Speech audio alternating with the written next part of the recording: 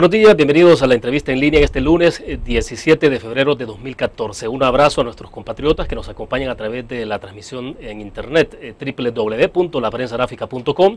También a quienes están con nosotros localmente por el canal 37 en señal abierta de televisión, canal 99 en cable de Tigo. Gracias a todos ustedes. Esperamos que inicien el fin de semana, inicien este principio de semana con mucha intensidad, sobre todo con mucha energía, con mucho vigor. Nuestros temas de hoy en el análisis, perspectivas electorales para el 9 de marzo, participación electoral, propuesta de seguridad y economía, entre otros temas. Hay mucho de qué hablar, incluso de temas internacionales. Está con nosotros en nuestros estudios René Portillo Cuadra, él es el candidato a la vicepresidencia por el partido de oposición Alianza Republicana Nacionalista, Arena. René, bienvenido, es un gusto, buenos días. William, buenos días, siempre es un gusto estar contigo en este prestigioso programa que conduces. Un abrazo fraterno para la prensa gráfica y para el pueblo salvadoreño, donde quiera que nos sintonice. Bueno, perfecto. Candidato, tenemos varios temas en agenda, vamos a tratar de avanzar con el tiempo, pero en principio, bueno, ya pasaron varios días, un par de semanas después del 2 de febrero. ¿Cómo están los ánimos? ¿Cómo se están recuperando, digo, en términos de ese resultado de prácticamente 10 puntos de diferencia que sacó el FMLN sobre el partido Arena? ¿Cómo avanzan? Quiero decirte, William, que el 9 de marzo es una nueva elección. Es una nueva elección en la cual las juntas receptoras de votos, las urnas, están vacías. Están vacías y vamos a un nuevo proceso electoral. Cuando los salvadoreños fueron al 2 de febrero, fue minoritariamente un padrón electoral muy restringido.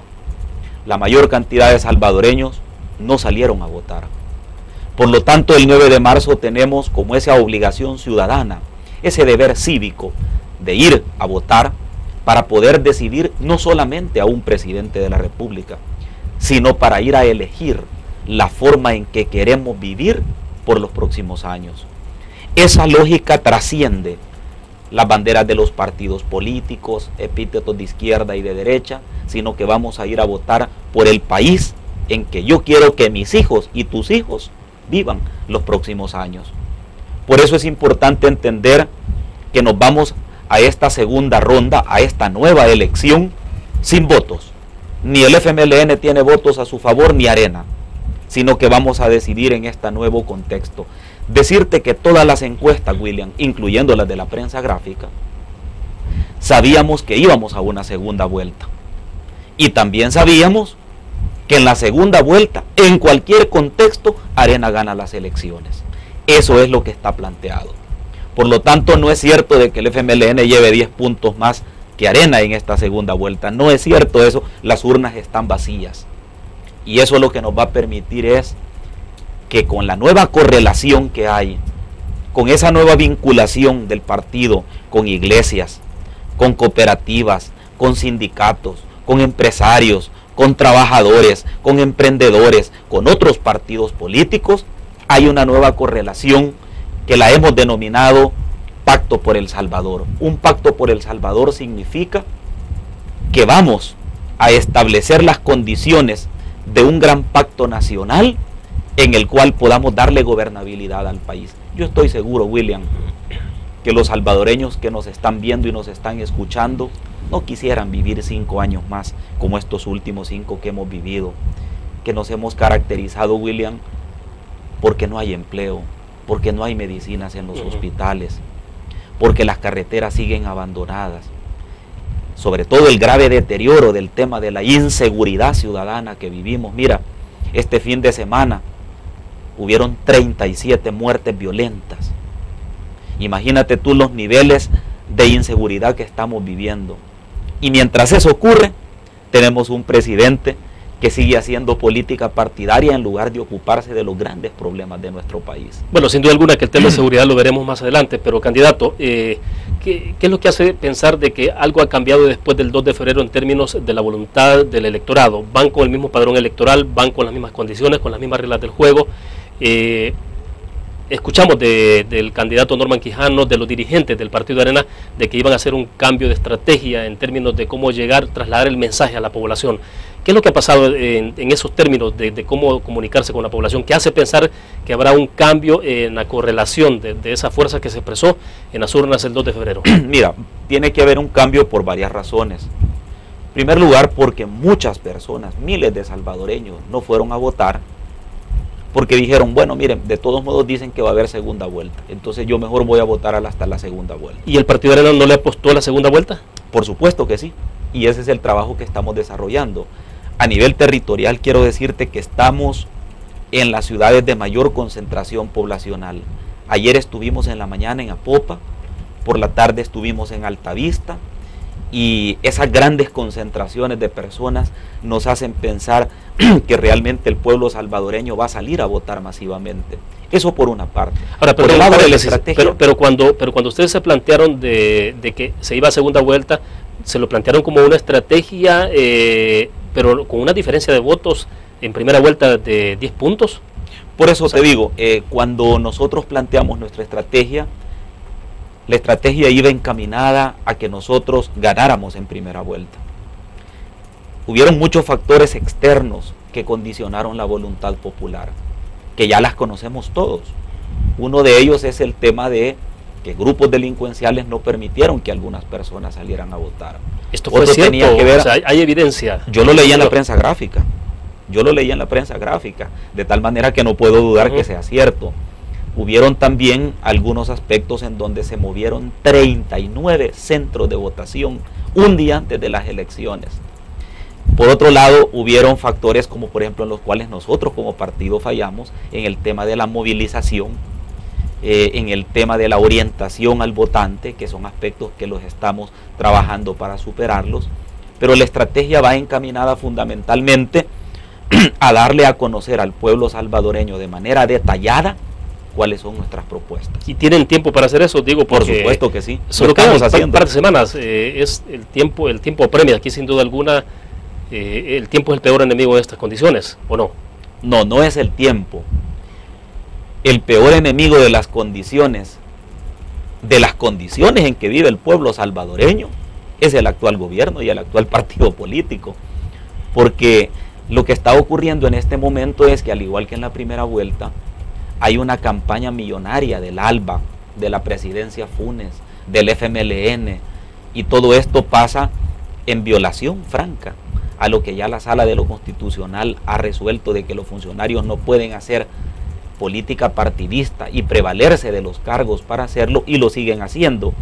Este fenómeno nosotros lo estamos midiendo a nivel de la población, y lo que está pasando con esta situación es que le está produciendo un efecto adverso al FMLN y le está produciendo un efecto adverso al presidente de la República, porque la gente siente chocante, la gente siente que el presidente, siendo el ciudadano que debe de estar llamado a respetar las leyes, es quien las está incumpliendo.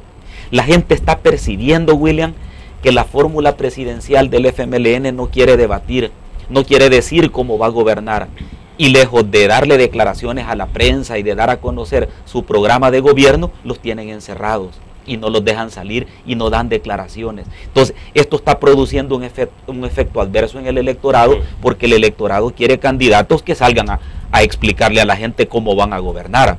Quiere ver candidatos responsables de las leyes, quiere ver funcionarios públicos que no atentan contra el Estado de Derecho. Entonces, lo que esto está produciendo, esta campaña millonaria, que ya tiene a la gente francamente hasteada de ver cómo le están mintiendo, le dicen que sus carreteras son buenas, que sus hospitales hay medicina, le dicen que tiene un mejor empleo, le dicen que está viviendo mejor, pero la gente en sus casas dice no, lo que me están diciendo por la televisión no es la forma en que yo vivo, esa es la realidad. Ahora bien, ¿cuál es el principal adversario del Partido Arena en las actuales circunstancias? Bueno, mira, el principal adversario es el mismo FMLN. El FMLN tiene ciertos tentáculos que también son considerados no adversarios, sino que son considerados bajo la lógica de una estrategia que no le está funcionando. Por ejemplo, el tema del ALBA. Tú ves una cantidad de spots televisivos del ALBA en donde te dicen, para empezar, que son una empresa con finalidad social, lo cual no es cierto. El ALBA es la empresa que le ayuda al FMLN en su campaña y que no es una empresa con finalidad social, sino una empresa de economía mixta que está fundada con fondos públicos de las municipalidades. Ese es un primer punto, pero también tenés un aliado del FMLN, que es el presidente Funes, que contra todo pronóstico, él sale hablando de sus adversarios, de Arena, de los candidatos, sale hablando de medio mundo, pero no se está ocupando de los 37 muertos que hubieron el fin de semana, no se está ocupando de las carreteras en mal estado, no se está ocupando de las escuelas deterioradas, y no para eso lo eligieron, pues. Entonces, cuando eso ocurre, nosotros decimos, la opción es Arena. Ha llegado el momento de un verdadero cambio. Cuando tú evalúas, William, a un gobierno, lo evalúas sobre la base de lo que prometió.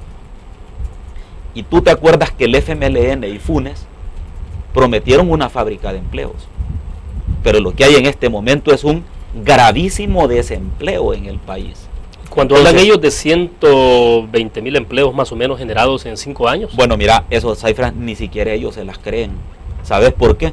Porque ellos dicen que han generado 100.000 empleos y los 102.000 empleos que se perdieron en la caficultura.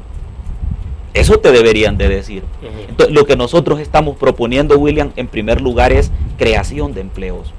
Como fórmula presidencial y como partido estamos convencidos que lo primero que debemos de tener los salvadoreños es un trabajo digno y un salario digno. ¿Cómo vamos a hacer esto? Lo vamos a hacer a través de la atracción de la inversión extranjera, pero también a través de la estimulación de la inversión nacional. Para que hayan empleos y centros de trabajo se necesita un gobierno que dé confianza, un gobierno que te dé seguridad al inversionista, al emprendedor, al pequeño comerciante, que ya no lo sigan extorsionando. Necesita un gobierno que le dé seguridad, pero también necesita reglas claras. Cuando el FMLN te dice hace una semana que ellos de llegar van a cambiar la Constitución, los inversionistas internacionales dicen, no, yo no voy a El Salvador a invertir porque lo más seguro es que ahí me cambien la Constitución, cambien las reglas del juego y ocurra lo que está ocurriendo en Venezuela, que las empresas están cerrando y se están yendo. Esa es la realidad. Por eso es que, a pesar que el candidato del FMLN, bueno, estuvo la semana pasada con nosotros, Salvador Sánchez Serén, y ha reiterado el respeto a la Constitución, a las leyes del país, de crear condiciones para generar más empleo, de enviar mensajes de certidumbre al sector empresarial del país. Así lo dijo también en el 2009, cuando ellos llegaron al poder. Y mirá, 3 años después lo que hicieron, quisieron darle golpe de Estado a la Sala de lo Constitucional. Se negaron a prohibir las sentencias de la Sala de lo Constitucional en el diario oficial. Sus diputados del FMLN formaron una comisión para investigar y para destituir a los magistrados. Y también te dijeron que iban a respetar la Constitución en el 2009. Lo que pasa es que nos enfrentamos a un partido que está gobernando que no tiene palabra. Que no tiene palabra. Y por eso es que la gente no le cree. Porque este es un tema de credibilidad.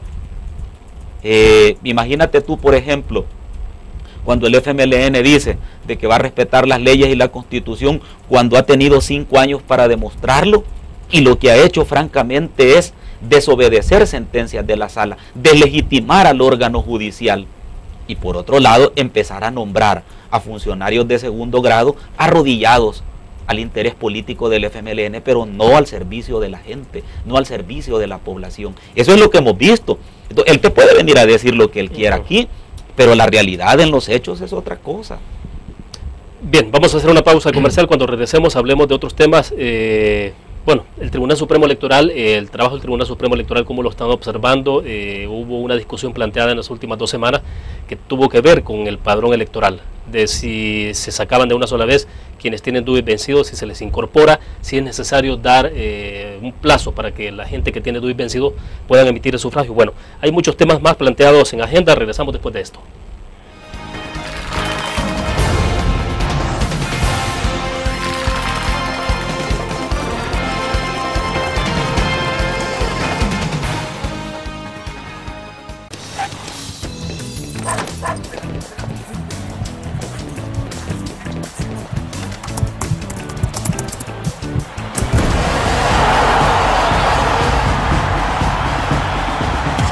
La pasión del deporte la vives también en elgráfico.com, el sitio deportivo más completo de El Salvador, con la información actualizada y resultados minuto a minuto de los partidos en juego. Elgráfico.com, conectados por deporte.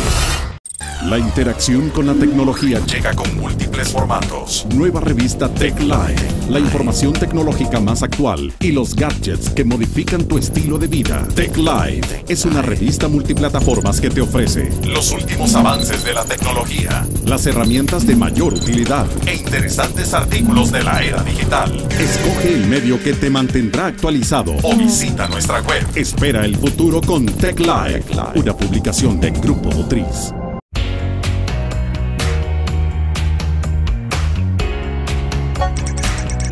Cada momento, donde quiera que estés, te damos el mejor contenido en diferentes plataformas. Para que tú escojas el medio para informarte. Y ahora con Grupo Dutriz Alive, la nueva aplicación digital. Vive la información como una nueva experiencia en tu periódico. Multiplicamos la forma de informarte. Grupo Dutriz. Infórmate. Exprésate. Y disfruta tu música. Punto 105. La radio del joven adulto.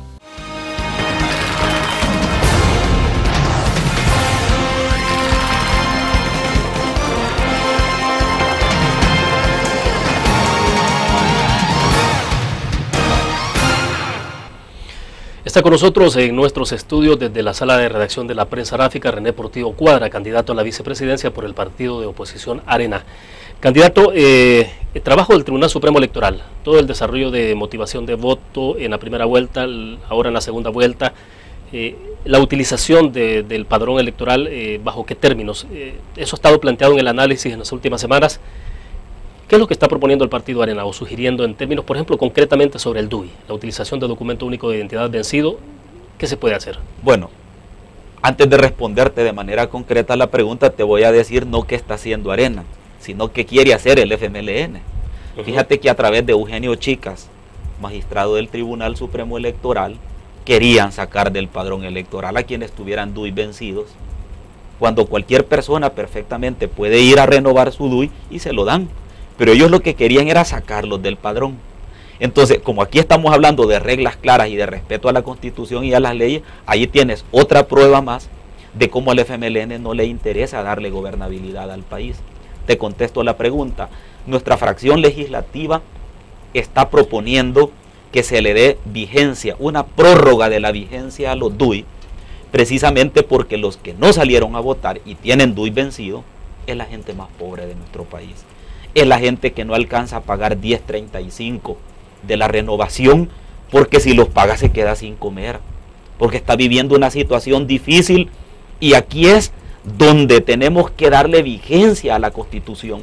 Nuestra Constitución de la República dice que el voto es un derecho político, es un derecho humano, y que lo único que tiene como requisito para ejercerlo es estar inscrito en el padrón electoral. No te dice que tenga un DUI vigente.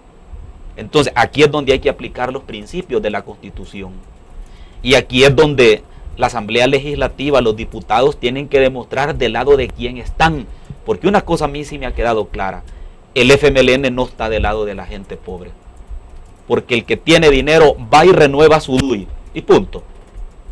$10.35 no le afectan en nada. Pero la gente que se ha quedado sin empleo, la gente que come con poco dinero, que prioriza sus gastos y que $10 le tocan el bolsillo, esa gente no va a renovar el DUI porque le hace falta su dinerito. Esa gente es la que se tiene que pronunciar y exigir que se dé ese paso importante en la Asamblea Legislativa. ¿Hay experiencias inmediatas de utilización del DUI vencido? Por supuesto que sí. Yo te pudiera decir que después de la firma de los acuerdos de paz, 1992 hasta este momento, por lo menos se han dado 5 o 6 prórrogas para votar con el DUI, prorrogándole la vigencia al DUI. Por supuesto que eso ha ocurrido. Sí que aquí el problema es de participación ciudadana. Pero yo quiero regresar a un punto, William, en el cual es el eje central de nuestra campaña de esta segunda vuelta. ¿Qué es lo que proponemos los candidatos? ¿Cuál es la diferencia realmente entre un proyecto político y otro proyecto político? nuestro compromiso con usted es la creación de empleo. Nuestro compromiso con usted es darle seguridad ciudadana, pero también apostarle a programas de inserción, de capacitación y de empleo, porque sabemos que esa es la mejor manera de prevenir el delito, dándole oportunidades a los jóvenes. Por ejemplo, en este momento, ya que entró el tema de seguridad, en este momento 37 homicidios el pasado fin de semana, prácticamente en 24 horas, un poquito más de 24 horas, 37 homicidios. ¿Qué le indica a usted? Entonces, ¿cómo enfrentar eso? O sea, una parte es el tema de la prevención, pero la otra tiene que ver también con la represión, la persecución del delito. Totalmente de acuerdo. Entonces, pero ¿cuál es la propuesta concreta ahí? Nosotros hemos dicho en el tema de seguridad que tenemos dos proyectos. Uno de ellos es el tema de la prevención del delito. ¿Cómo se invierte en prevención del delito? Invirtiendo en deporte, en educación, en cultura, en recreación, en espacios públicos, en inserción laboral, en capacitación de los jóvenes y sobre todo dándoles una oportunidad de trabajo. Esa es la mejor forma de prevenir el delito en cualquier país del mundo. Pero también el tema de darle cumplimiento a la ley. No podemos tener un Estado de Derecho en el cual hayan 37 homicidios en 24 horas y no haya nadie capturado y no se deduzcan responsabilidades penales. Por lo tanto, nosotros lo que hemos propuesto y lo que vamos a hacer con la voluntad de Dios y con su voto es precisamente darle un financiamiento, un presupuesto, una capacitación y una motivación concreta a nuestros policías para que combatan el delito y lo persigan, al órgano judicial, a la Fiscalía General de la República, al Instituto de Medicina Legal, a la Procuraduría, invertir en la investigación científica del delito, que nunca lo hemos hecho. Pero también nuestro proyecto de seguridad tiene dos apartados importantes. Uno es un proyecto de atención integral a las víctimas, porque todos los partidos que compitieron en la primera vuelta y los que estamos compitiendo en esta segunda vuelta, me refiero al FMLN, solo hablan de represión del delito, pero no hablan de las víctimas. El único partido que está hablando de atención a las víctimas somos nosotros. Y por eso un proyecto integral de atención a estas víctimas supone el tema del domicilio, supone el tema de una capacitación e inserción laboral para las víctimas en riesgo, supone atención y ayuda médica y psicológica. Es decir, es un programa integral que permita que haber perdido a un ser querido o haber sido víctimas de un delito no suponga un estigma de toda la vida. Y el otro proyecto importante es que nosotros vamos a crear un viceministerio dentro del Ministerio de Gobernación, un viceministerio que apoye el tema de la inserción, de la reeducación y de la resocialización, que son los tres ejes fundamentales de la prevención. Esto es posible hacerlo. Pero esto, perdón, requiere de mucha inversión, de mucho presupuesto. Mira, es decir, ¿cómo hace con un gobierno que tiene, por ejemplo, bajos ingresos, donde hay poca actividad económica, donde obviamente eso tiene un fuerte impacto sobre la actividad fiscal y los ingresos para el Estado? Te quiero dar dos datos. Uno de ellos es que si para algo hay cooperación internacional es para ese tema. Lo que pasa es que este gobierno no ha sabido captar las donaciones ni la ayuda internacional para este tema en particular. Y segundo, tampoco lo ha podido hacer el FMLN porque no tiene una buena relación con los alcaldes. Porque este tema de la inserción, este tema de la reeducación y la resocialización tiene que ver con programas de prevención realizados con iglesias, con ONGs, con ADESCOS, con los municipios. Tiene que ver con una descentralización que permita llegar hasta el último cantón. ¿Por qué no ha hecho nada el FMLN en este tema? Porque ellos no tienen la capacidad de entrar a un diálogo franco con los actores sociales. Te doy otro dato que da tristeza y que nuestros televidentes lo pueden comprobar entrando a la página web del Ministerio de Hacienda en el presupuesto de seguridad. ¿Cuánto ha invertido en estos 5 años en cada presupuesto? ¿Cuánto ha invertido el FMLN en prevención? 0.0% del presupuesto de seguridad. Eso no te alcanza ni siquiera para hacer un par de actividades en la Feria Internacional. ¿0.0? 0.07% del presupuesto de seguridad. De seguridad. Entonces, cuando el FMLN, por ejemplo, dice de que va a ayudar en la prevención del delito, yo le hago una pregunta a usted, mi amigo. El FMLN ha llevado prosperidad a las comunidades marginales. El FMLN ha llevado bienestar a tu municipio. El ALBA te ha llevado bienestar a ti. No. Entonces ellos quieren recuperar las condiciones de vida sin invertir en las comunidades. Ojo, en las comunidades más pobres de nuestro país. Ahí no hay saneamiento ambiental, en muchas no hay electrificación, en muchas no hay agua potable, en muchas no hay caminos aledaños en buen estado. Entonces, ¿de qué prevención me hablas? Ese es el principal problema del FMLN, que no está invirtiendo en la gente más pobre. ¿Y qué pasa con la tregua entre las pandillas? Es que mira, la tregua entre las pandillas es un acuerdo entre ellos. El gran problema la pregunta de fondo que se hace el salvadoreño es, pero ¿y si la tregua fuera funcional, por qué se están matando entre ellos? Quiere decir que aún entre ellos mismos no ha funcionado. Entonces nosotros lo que queremos no es que entre ellos hagan treguas. Nosotros como gobierno lo que queremos es ayudarles, darles una mano, pero una mano solidaria, que le diga al joven en riesgo, yo te voy a dar una capacitación, yo te voy a regresar a la escuela, yo te voy a dar un empleo, yo te voy a dar mejores condiciones de vida. ¿Por qué? Porque la mejor forma de sacarlo de esa espiral de violencia es ayudándole. Por supuesto que el que se equivoca y el que cometió un delito se le aplica la ley. Eso es en cualquier país del mundo. Pero el gran problema es, ahora el FMLN, perdón William, solo termino, que el FMLN ha dejado que se maten entre ellos y no ha hecho absolutamente nada. Si al final son jóvenes, son hijos de la familia salvadoreña que también están muriendo en las calles y que merecen una oportunidad que el FMLN no les ha dado. Candidato, pero lo que usted tiene de inmediato es asesinatos por todos lados. Bueno, volvemos al punto del fin de semana, 37 homicidios.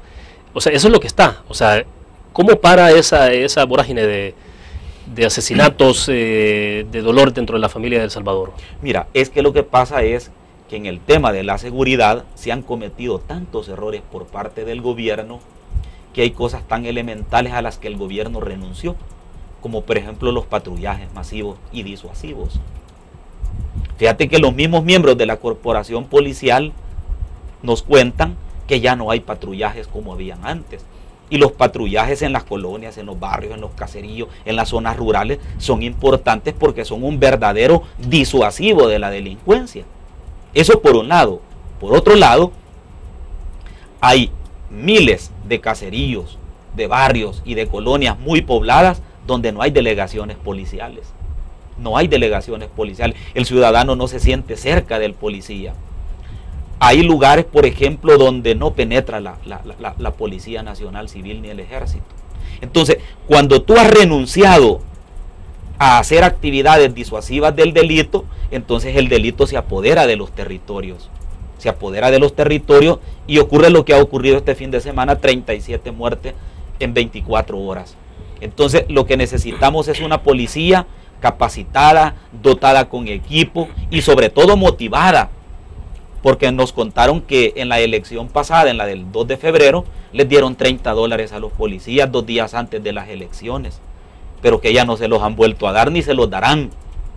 Entonces, cuando eso ocurre, uno dice, bueno, ¿cómo será posible que el partido de gobierno esté jugando con algo tan importante como es el salario de nuestros policías? No los quisieron incorporar al escalafón. A quienes les dieron aumento salarial fue a las jefaturas de la policía, pero no al policía de a pie, como nosotros decimos. De ese está olvidado. Por eso es que nuestro compromiso con la corporación policial es inmediatamente mejorar sus salarios. Y tú me harás una pregunta, ¿y de dónde van a sacar los fondos? Es que mira, dinero hay.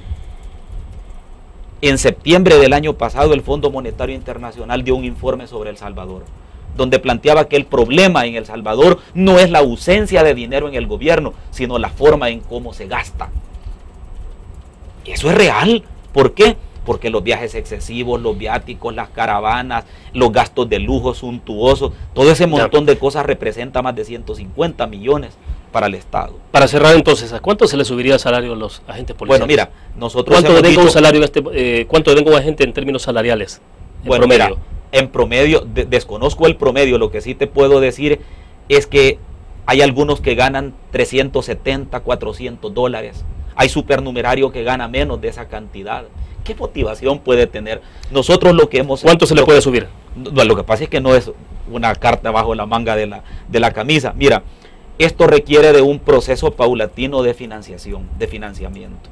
Y esto es importante para entenderlo porque en cada presupuesto de cada año se le puede ir aumentando 15, 20, 30 dólares, de tal manera que él a los 2, 3 años pueda tener por lo menos un aumento de 100 dólares, por lo menos de 100 dólares. ¿Eso es posible hacerlo? Sí.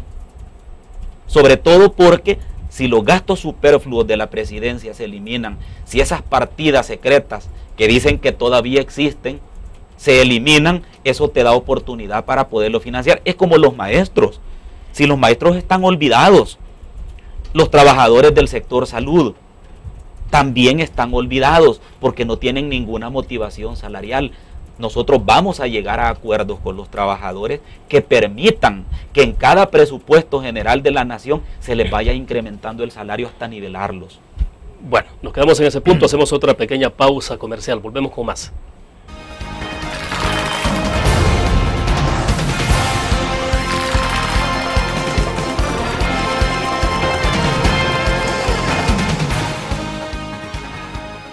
Un graficionado no olvida la historia, y aunque perdió una y otra vez, no perdió el orgullo.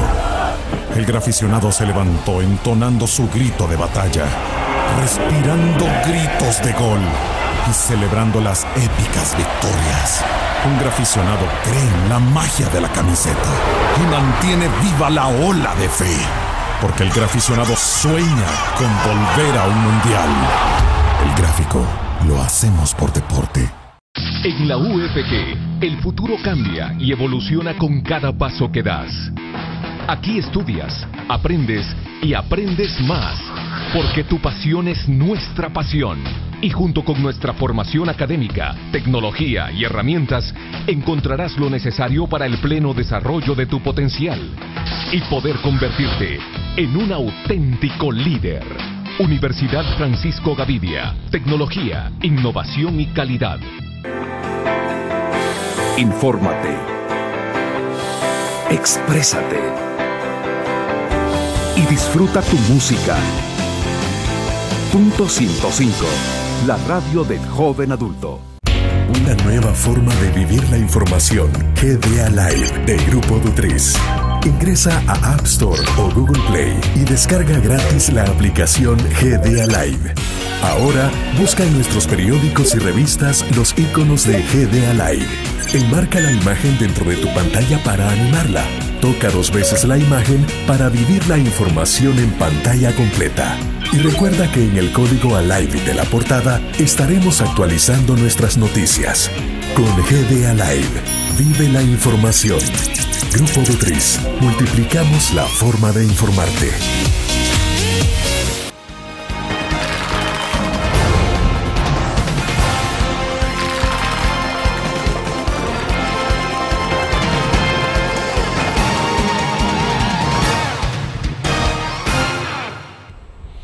Candidato, me gustaría saber un poco cuál es la opinión, el análisis que están haciendo ustedes de acontecimientos que no necesariamente tienen que ver con la situación directamente local, sino internacional, el caso concretamente de Venezuela. Correcto. El nivel de efervescencia social, política que está viviendo ese país.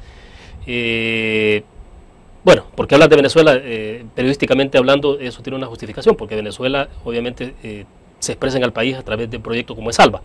Pero ¿cuál es el análisis que hacen ustedes de ese acontecimiento particular entonces? Bueno, antes de responderte, William, la pregunta, había una idea que dejé inconclusa en el segmento anterior, en el cual quiero reafirmar nuestro compromiso como fórmula presidencial, que estos 3 segmentos de empleados públicos, de servidores públicos, como son nuestros policías, como son los maestros y los trabajadores del sector salud, van a tener una prioridad también en términos salariales.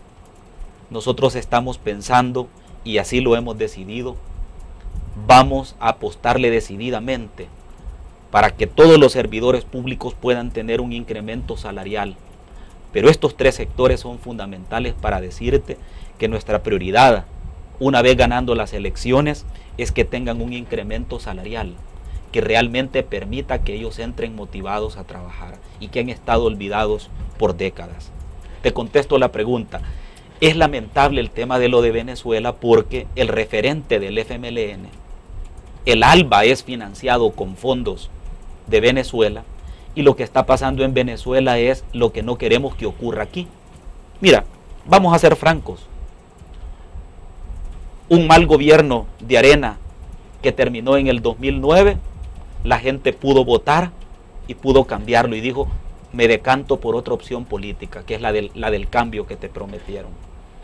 Un eventual gobierno de Norman Quijano y René Portillo Cuadra, el pueblo puede cambiar de opción. Pero un mal gobierno del FMLN lo que va a hacer es entronizar el modelo del socialismo del siglo XXI en El Salvador. Así como se ha entronizado Correa, así como se ha entronizado Evo Morales, así como se ha entronizado Ortega, así como se han entronizado en Cuba, así como se han entronizado en Venezuela. El proyecto del socialismo del siglo XXI es un proyecto que se va carcomiendo toda la estructura y la institucionalidad del Estado. Se apoderan de las instituciones y al final se olvidan de la democracia, se olvidan de los ciudadanos. Mira, si alguien dice me voy para Venezuela a trabajar, toda la gente que se va de aquí a buscar una opción laboral se va para Estados Unidos. Y si también viven en Venezuela, como es el modelo que quieren poner aquí los del FMLN, ¿por qué nadie dice que se va a trabajar a Cuba o a Venezuela? Nadie. Ahora, y este tema no se plantea al final de cuentas como la fábula o la leyenda de Caperucita, o sea, de que viene el lobo, digo, porque en el pasado siempre se planteaba de esa manera, ¿no? O sea, que era como estar asustando, como decimos en buen salvadoreño, con el petate del muerto. Interesante pregunta. Lo mismo decían los venezolanos, lo que tú estás diciendo. Lo mismo decían los ecuatorianos, lo mismo dicen los nicaragüenses. Yo creí en algún momento que esto era una fábula, yo creí que esto era un cuento, pero ahora que están amolados, ahora se dan cuenta que eso no es broma. Cuando en Venezuela tú ves que la gente hace colas, largas colas, para comprar carne de pollo, para comprar leche para los niños, ¿tú quisieras un país como ese en El Salvador? Yo creo que no. Yo creo que no. Y aquí es donde la gente tiene que reflexionar, y por eso tu entrevista la empecé con una frase que la voy a repetir. El 9 de marzo no solamente vamos a elegir a un nuevo presidente, sino que vamos a decidir la forma en que queremos vivir por los próximos años. El FMLN no está pensando en ganar la presidencia para gobernar 5 años, sino para carcomer todas las instituciones, entrar con el modelo del socialismo del siglo XXI, que de hecho ya tienen al ALBA como muestra de eso, y al final el pueblo salvadoreño más empobrecido. Si el proyecto del socialismo del siglo XXI fuera exitoso, ¿por qué hay tanta pobreza en Venezuela? Esa es una pregunta que nos debemos de hacer. Y esta no es una fábula. Las libertades fundamentales, cuando se violan, se conculcan, cuando se expulsan, se apresan a jóvenes, esa no es una fábula, esa es la realidad de un pueblo que está sufriendo y que yo no quiero ni para ti ni para mí un pueblo como ese. El electorado, la gente que irá a las urnas el próximo 9 de marzo, ¿usted qué cree que capta eso? Digo, porque lo que se hace a través, o se ha hecho con proyectos del Albapetróleo, tienen alguna incidencia obviamente en la parte agrícola y en otros sectores. Entonces, si usted habla con algún agricultor que ha resultado beneficiado, obviamente no lo ve en esos términos. Lo ve como con el beneficio que ha recibido, con el beneficio que ha recibido en términos de la agricultura, por ejemplo, en algunos casos. Mira, con los que salen en los spots, no, porque es probable que les paguen, pues es probable, yo no lo puedo asegurar para que digan eso. Pero mira, a mí me gustaría llevarte a Zapotitán con una cooperativa que es la que hace producir la semilla, que es la semilla que le dan a todos los agricultores, que todavía el gobierno les debe.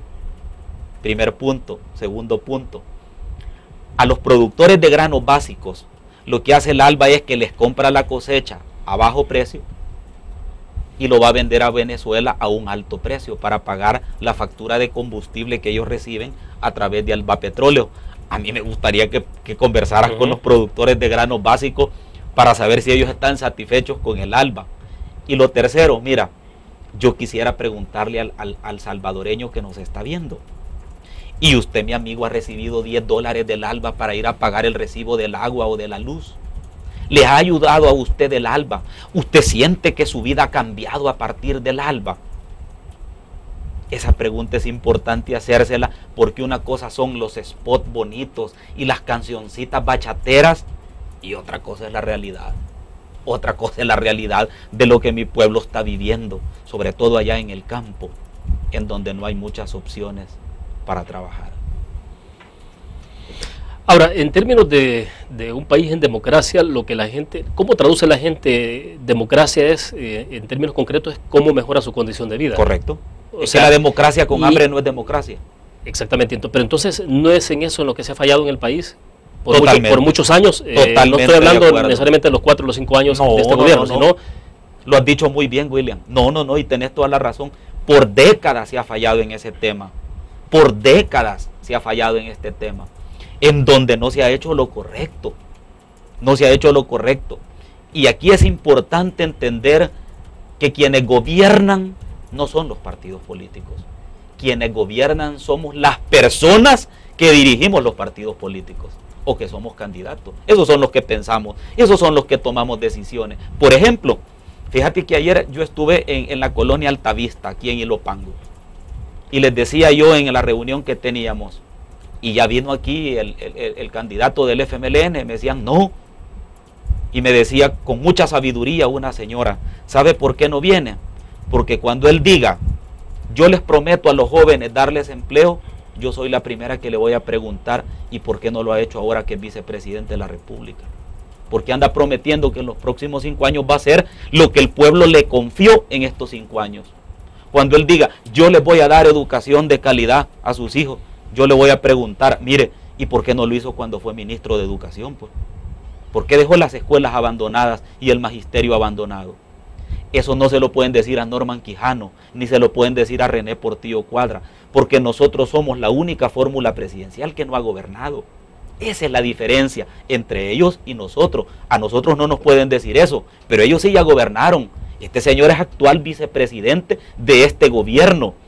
Cuando no hay medicinas en los hospitales, él debe ser el vicepresidente de la República que va a resolver el problema. ¿Cómo asienta el pacto por el café que se firmó hace casi 2 semanas en Ahuachapán?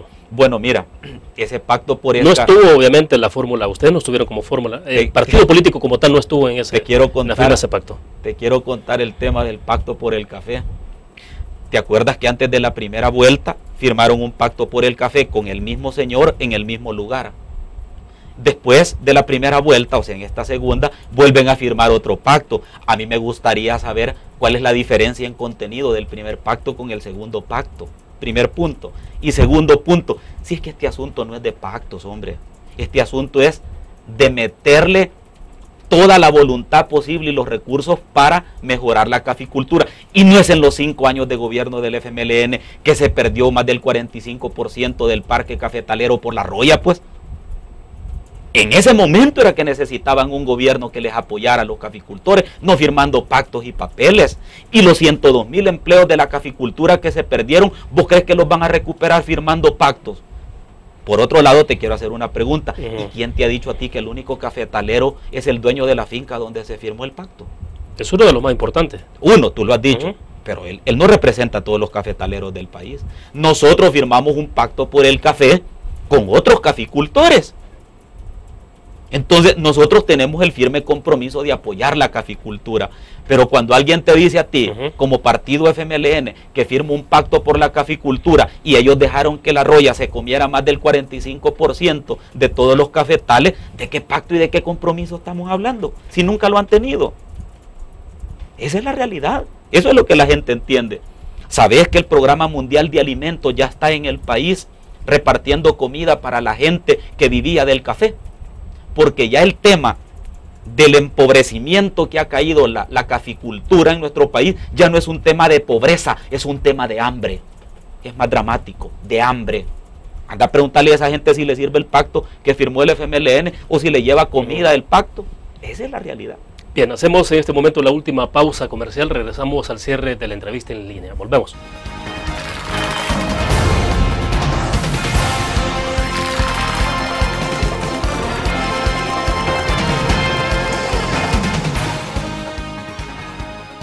En la UFG El futuro cambia y evoluciona con cada paso que das. Aquí estudias, aprendes y aprendes más, porque tu pasión es nuestra pasión.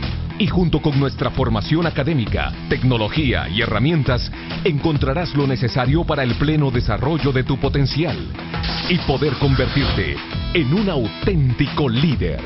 Universidad Francisco Gavidia. Tecnología, innovación y calidad. Un graficionado no olvida la historia, y aunque perdió una y otra vez, no perdió el orgullo. El graficionado se levantó entonando su grito de batalla, respirando gritos de gol y celebrando las épicas victorias. Un graficionado cree en la magia de la camiseta y mantiene viva la ola de fe, porque el graficionado sueña con volver a un mundial. El gráfico lo hacemos por deporte. Infórmate.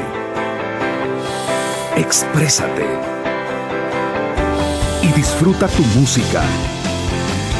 Punto 105. La radio del joven adulto. Cada momento, donde quiera que estés, te damos el mejor contenido en diferentes plataformas, para que tú escojas el medio para informarte. Y ahora con Grupo Dutrisa Live, la nueva aplicación digital. Vive la información como una nueva experiencia. Multiplicamos la forma de informarte.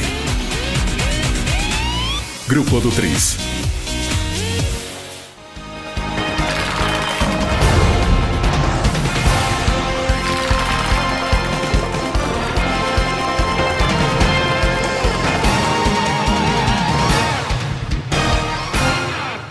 René, en términos de acercamientos con diversos sectores en el país, sobre todo en sectores partidos políticos, para ser más preciso, por ejemplo, los partidos que integraron el Movimiento Unidad, PDC, PCN, ¿ha habido algún acercamiento en estos días con los liderazgos?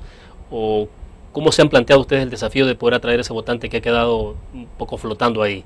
Bueno, ¿hacia dónde? Porque hemos escuchado algunas declaraciones del candidato Norman Quijano y deberíamos entender que una posibilidad de acercarse directamente con Tony Saca no está descartada. ¿Cuál es la posición? Nosotros hemos dicho que las puertas del partido, de la fórmula, están abiertas. Y así hemos venido trabajando desde que se conocieron los resultados de la primera vuelta. Hemos recibido adhesiones del Partido Demócrata Cristiano, del Partido de Concertación Nacional, del Partido Gana. Hemos recibido adhesiones. Ellos no han renunciado a sus partidos. Ellos están apoyando la fórmula presidencial. Y bienvenidos. Ayer, por ejemplo, en Apopa, habían cientos de correligionarios del Partido Gana, del Partido PDC y de Concertación Nacional que estuvieron apoyándonos, que después se trasladaron a apoyarnos a Altavista, a Ilopango, y que están trabajando en el territorio. Bienvenidos, hermanos, por este proyecto político para recuperar a El Salvador, para todos los salvadoreños. Pero también hemos tenido adhesiones de diferentes iglesias, cooperativas, trabajadores sindicalizados, empresarios, emprendedores, microempresarios, dueños del transporte colectivo, picacheros. Mira, hemos tenido una cantidad de adhesiones que eso lo que está haciendo es fortaleciendo a la fórmula presidencial para tener la certeza que el 9 de marzo vamos a ganar las elecciones. Vamos a ganar las elecciones, porque el pueblo salvadoreño no quiere vivir 5 años más esclavizado y en esta pobreza y en este desempleo. Para nosotros es importante el tema de las alianzas y a partir de este día, William, tú vas a ver en los diferentes medios de comunicación una serie de adhesiones de gremios, maestros, médicos, enfermeras, trabajadores, una serie de manifiestos y de adhesiones a la fórmula presidencial de Arena. Estamos convencidos que vamos a hacer ese gran pacto por El Salvador que va a permitir una alianza con diferentes sectores del país. Pero las conversaciones directas con dirigentes, en el caso concreto de Tony Saca, las hemos tenido. ¿Con Tony Saca? No, nosotros hemos tenido conversaciones con la dirigencia, con la base. y también con algunos dirigentes de los diferentes partidos que han conformado el Movimiento de Unidad.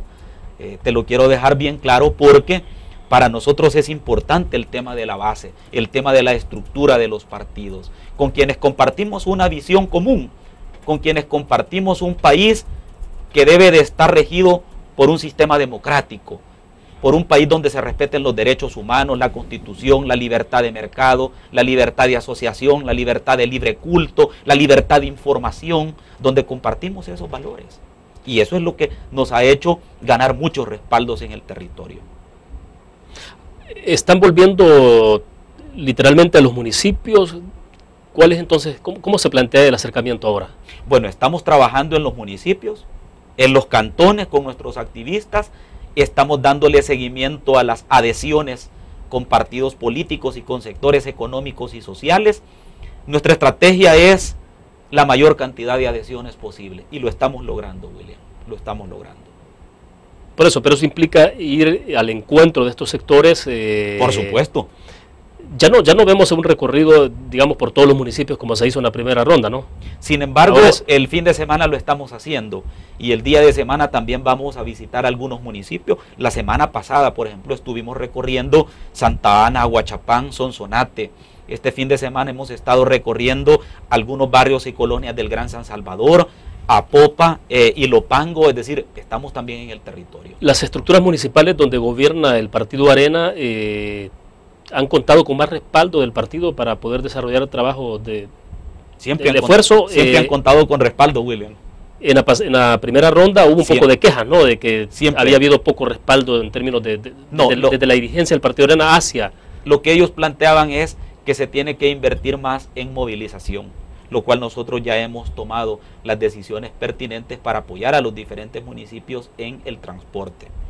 Porque se tenía la idea que el voto residencial no requería de mayor transporte, pero nos dimos cuenta en el terreno que sí, que hay centros de votación que están alejados de algunas colonias y que aunque le queda relativamente cerca, siempre es necesario contar con la movilización adecuada. ¿Qué hay, lo que queda para el 9 de marzo? Bueno, son un par de semanas, ¿no? Un par de semanas. ¿En dónde estará planteada la apuesta? La apuesta es ganar, William. La apuesta es ganar apoyando a nuestros alcaldes, directivas municipales y a nuestros partidos que se han adherido en el territorio. Apoyarlo sobre todo trasladando el mensaje de la fórmula presidencial, que es lo más importante.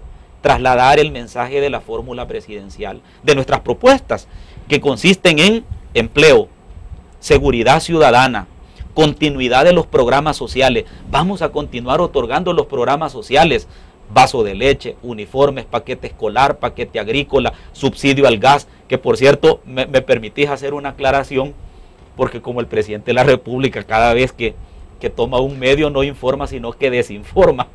Yo quiero decirle claramente a la población que nuestra propuesta es regresar a 5.80, el tambo de 25 libras de gas para quienes no reciben el subsidio. Y para quienes reciben el subsidio, lo seguirán comprando al mismo precio que está establecido en este momento. Esa es nuestra propuesta. Ojalá que el presidente lo pudiera leer y oír bien, porque él siempre tergiversa las cosas, pero ya el pueblo ya lo conoce. A ver, él está en campaña. ¿Regresar a 5.80? El tambo de 25 libras para las personas que no reciben el subsidio. Pero y bueno, hoy está casi el triple. ¿Cómo se logra eso? $18 vale ahora, $16 vale ahora. Exacto, pero entonces, ¿cómo se logra eso? Se logra eso con 3 acciones que vamos a realizar. Una, la captación de ingresos para el Estado significa un programa de austeridad gubernamental. Segundo, la ampliación de la base tributaria para recolectar más impuestos para cobrarle al que no lo está haciendo pero obtiene una renta. Y tercero, la mejor forma de crear más tributos es creando más empleos. Y solo un gobierno de Arena puede darle la tranquilidad al pueblo que se van a crear más fuentes de empleo. Vuelvo otra vez y te repito el informe del Fondo Monetario Internacional. El problema no es que no haya dinero en el Estado, el problema es hacia dónde va destinado.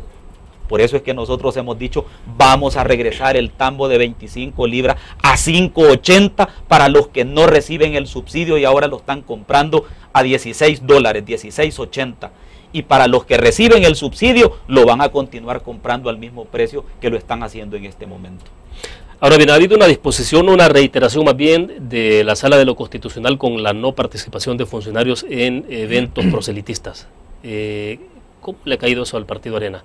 ¿Los alcaldes se han inhibido ahora de participar en las actividades electorales del partido? Los alcaldes que pertenecen a Arena, desde luego. Bueno, mira, quizás no es cómo le ha caído a Arena, es cómo le ha caído al pueblo salvadoreño. Y le ha caído muy mal.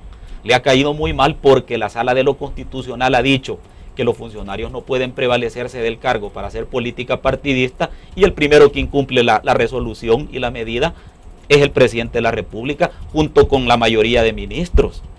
Entonces no es como le haya caído a Arena, no, es como lo percibe el pueblo salvadoreño. Pero bueno, ustedes tienen alcaldes, ¿no? Tienen diputados. Y entonces se han abstenido de participar en política partidaria. Hacen sus razonamientos. ¿Han hecho eso? Por supuesto, y hay planteamientos que ellos los han hecho en su calidad de ciudadanos, sin pedir el voto, sin andar con recursos del Estado, sin andar con colores partidarios, es decir, nada más el ejercicio de los derechos políticos que cualquier ciudadano tiene, porque ojo, la medida cautelar de la Sala y la Constitución lo que dice es que no puede prevalerse del cargo para hacer política partidaria. No te dice que no haga política, que no se prevalezca del cargo. Y eso es precisamente lo que algunos ministros y lo que el presidente de la República ha estado haciendo, usando incluso medios de comunicación del Estado. Entonces, el pueblo salvadoreño es el que ve mal eso. Esa es la realidad. El pueblo salvadoreño es quien ve mal ese tipo de cosas y dice, pero hombre, tenemos un presidente que en lugar de ocuparse de los grandes problemas nacionales está haciendo política partidista. Ahora me referí un poco más en términos de si eso no les amarra las manos, en términos de poder tener o de contar con una estructura que ha sido habitual en el pasado y que es fundamental para hacer campaña. Mira, que es, digamos, el control, el trabajo territorial de los alcaldes, el proselitismo que desarrollan los diputados en otros momentos. Nosotros somos respetuosos de la ley y de los fallos judiciales y vamos a darle cumplimiento al fallo. Somos respetuosos del Estado de Derecho y sobre todo queremos que el pueblo salvadoreño se dé cuenta con meridiana claridad quiénes son los candidatos que cumplimos la ley y quiénes se prevalecen del cargo para hacer política partidista. Ese es nuestro mensaje. Nosotros vamos a cumplir las resoluciones judiciales. ¿Qué tiene que hacer el Tribunal Supremo Electoral con el caso del presidente? Bueno, mira, buena pregunta, William. Porque la Sala de lo Constitucional ha dejado en manos del Tribunal Supremo Electoral el que se retiren esta serie de spots, de mensajes por televisión y por radio que ya tienen francamente a la población hastiada de todo esto. Y ante la mirada complaciva, complaciente y de cómplice del Tribunal Supremo Electoral, el presidente sigue haciendo política partidista. Y quiero reiterarlo, no son todos los magistrados del Tribunal Supremo Electoral los que están de acuerdo en permitirle al presidente. Hay unos decentes ahí que han dicho, no, mire, yo creo que eso debemos de retirarlo, pero como ellos tienen los votos, es una cuestión de correlación al interior del Tribunal Supremo Electoral. Por supuesto que es una cuestión de correlación, por supuesto que sí. Hay magistrados del Tribunal Supremo Electoral que están diciendo, no, mire, el presidente debe de salir del aire. Es que mira, ¿qué va a pasar entonces? Porque con estas condiciones, con estas reglas del juego, van ustedes a una elección. Por supuesto, solo permíteme una acotación ya que estabas hablando de Venezuela. Es que este es el modelo del chavismo, del socialismo del siglo XXI. Cuando estaba Chávez en el poder y ahora que está Maduro, los procesos electorales son iguales. El primero que incide y mete la mano y manosea todo el proceso electoral es el presidente, porque se prevalecen de sus cargos para hacer este tipo de situaciones y se pasan por donde más les guste las resoluciones judiciales y la Constitución. A esa anarquía, a ese régimen es que no queremos llegar. Y el pueblo salvadoreño va a tener la mejor decisión el 9 de marzo.